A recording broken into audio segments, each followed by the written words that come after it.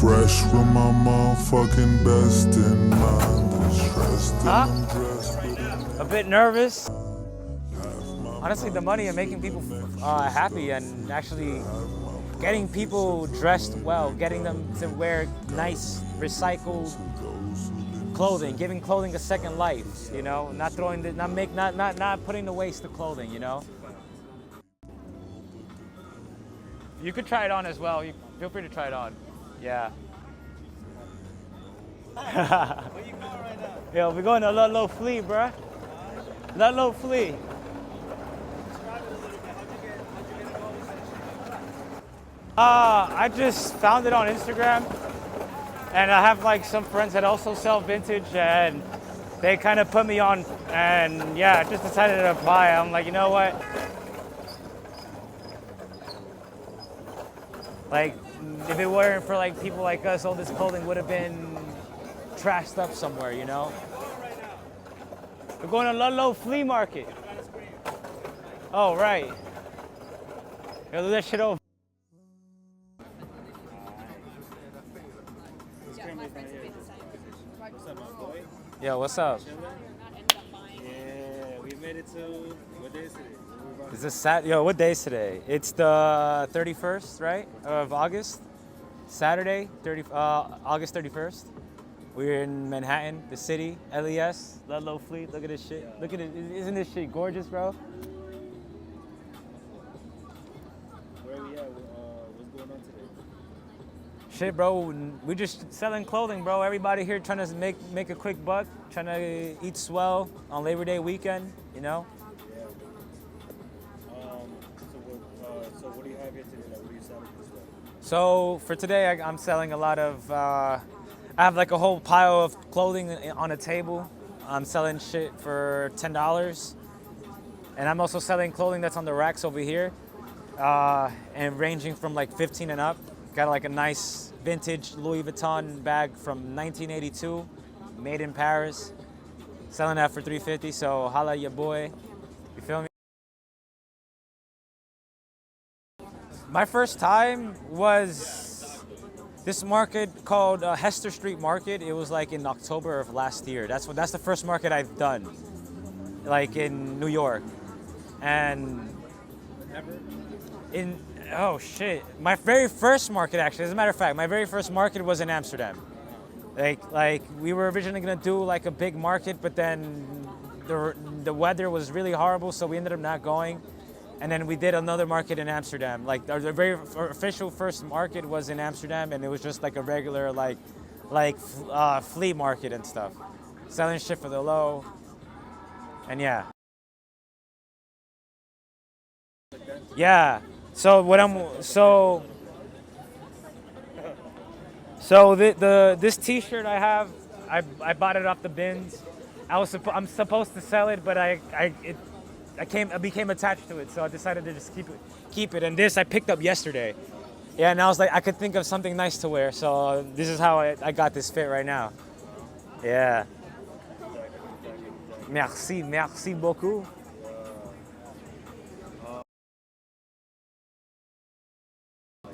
So I started last year January of last year. I started just collecting clothing. So I'm in a long distance. How'd you get the idea? So I mainly just started doing this because I needed to find a way to make extra money, and yeah, like I traveled a lot to Europe, so I needed to find a way to buy my flights, you know. So and this is a good way. Selling clothing was a good way for me to build an extra source of income to book my flights. The money. Honestly, the money and making people happy and actually getting people dressed well, getting them to wear nice, recycled clothing, giving clothing a second life, you know, not putting to waste the clothing, you know. Like, if it weren't for like people like us, all this clothing would have been trashed up somewhere, you know. I feel like personally is trying to put a smile on people's faces, especially when they find something they really like, you know. I like seeing their face really glow up whenever they see a t-shirt they like or a sweater they like. They're like, oh my God, this is such a nice t-shirt. I really want it, you know? That's like the best feeling, you know? Honestly, this morning, you saw how the morning went, bro. Like, I was supposed to be here at 11. We were supposed to be setting up at 12 because the market starts at 12, and we were finished at like 12:30 setting up, you know? So that was like really stressful because that's what the market already started and I haven't even put my stuff up. Like, it was really stressful, you know? Honestly, just meeting people, just talking to people, talking to other like-minded individuals. That's the most fun thing about this. Is there any times where like there's something that you're supposed to sell, but you're like, nah, I'll just keep it for myself? Does that happen? Yeah, I actually have like a sweater back in my storage unit that it's too hard to let go. Yeah, like I have this sweater that's still, I wear it myself. My girl wore it, and it's just so hard to let go, you know, because we both really like it. But like, we have to like get rid of it, but I can't. I'm a bit attached to it. Maybe jewelry, but like, yeah. It's like pretty big, yeah, I know. At the moment, I don't have that yet. I haven't been in the game long enough to really have a moment like that. Oh, actually, I lied. I remember one time there's times where I just randomly set up like shop in the middle of the street, and this one girl like picked out the t-shirt, and she's getting it for a pretty good price. It was like $15. And she's like, oh, I'll Venmo you, I'll Venmo you. She puts it in, I give her my Venmo, but she never hits send, and I never realized it until I started adding up all my sales, and I'm like, fuck, this girl actually got away with it, bro, because like it was the only $15. Like I read everything down, and it was the only $15 sell I made, and I don't have that $15 from her, you know. And that's like so fucking annoying. I'm like, fuck, bro, like why? Like she just stole the t-shirt from me, you know. It's like $15, yeah, but like at the end of the day, like she stole from like somebody that busted their ass. I'm a one-man team for this shit, you know. So like that's that was like so annoying. So I started reselling clothing like since I was like 15, 16 years old. Like I started off reselling sneakers like Jordans, Nikes, Yeezys, and also reselling like Supreme and shit like that, you know? So stuff like that kind of gave you the experience. Yeah, it gave me the experience as to like what I need to buy, what's popular, what's not, and what it catches people's eyes, you know? You think if it would, yeah, and that's how I started off, and then reselling Supreme and shit started dying down, and I kind of saw it like from a mile away, and people still continued reselling it, but I kept on telling people, hey, it's not gonna last a very long time, you know. So then I decided to make this switch, like maybe, like I took a break from reselling, and just focus on working and finishing school. And then I was when I started doing my long distance relationship, like after the first year, I literally ran out of my savings. So I was like, I really need to find a way to make some money and quick. And this is how I started reselling like vintage clothing again. Well, not again. It started reselling clothing in general again, you know. So that's how I started reselling like vintage. Honestly, just sales. From what I could think of right now, I feel like sales, because like that's the main thing. That's your bread and butter, you know. That's what makes you your money, you know. Oh, so like I said before, I've done markets in Amsterdam, and I sourced some of my clothing. There was a time where I lived in Paris, and I was sourcing my clothing from Paris. And I feel like that's what's a bit different from me is that like I source my clothing from New York, New Jersey, California, Arizona, I have clothing from Paris. I have clothing from Amsterdam. I have clothing from Berlin, not Berlin, Antwerp. Yeah, in Belgium. That's in Belgium. I have clothing from Belgium. So like a lot of the clothing that's on the racks and it's on the table, like it's literally like clothing from all over the world right now. So like I feel like that's what's different from me, at least in my opinion, you know. Honestly, some fly shit, like things that fits my style. Like I love wearing a lot of knits. That's why, yeah, like stuff like that, like in the front. I love wearing. You can keep talking. Yeah, I love wearing a lot of knits, bro. I have, yeah, yo, right here, Keep talking. And right here. pick up. Yeah. Yeah, that's like my thing personally. I love wearing knits. It's really cozy, and I don't know. I just genuinely love wearing knits, bro. Like this sort of material, bro. Really, it fits me, bro. It fits my personality. That's what I look for whenever I go thrifting and whenever I go like hunting for clothing. I look for shit like this for myself sometimes, you know. So yeah. What goal? Damn, I didn't even ask that. What kind of plans do you have for it? in the future? So the name for this is Fashion Diplomat. That's the name of the brand. Right now, I'm trying to scale this on a bigger scale, trying to have like a physical store at one point. Wait, one moment. Yeah, you could go to the mirror and check it out. What was I saying? Okay. How long you been doing like this?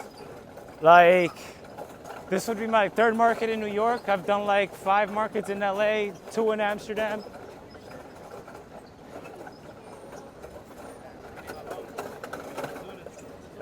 For almost 2 years now. Excuse me. Bro, we're an hour late. Yeah, kick it. Oh, fuck. But you like what you do? Yeah, bro, of course. This should be fun as fuck, bro. Plus, you make decent money too. Can't complain. Getting here is the stressful part. This At shit. the end of the day, what's the shit that gives you the most satisfaction? Hold on, let me answer that shit later, bro. I need to get this shit done.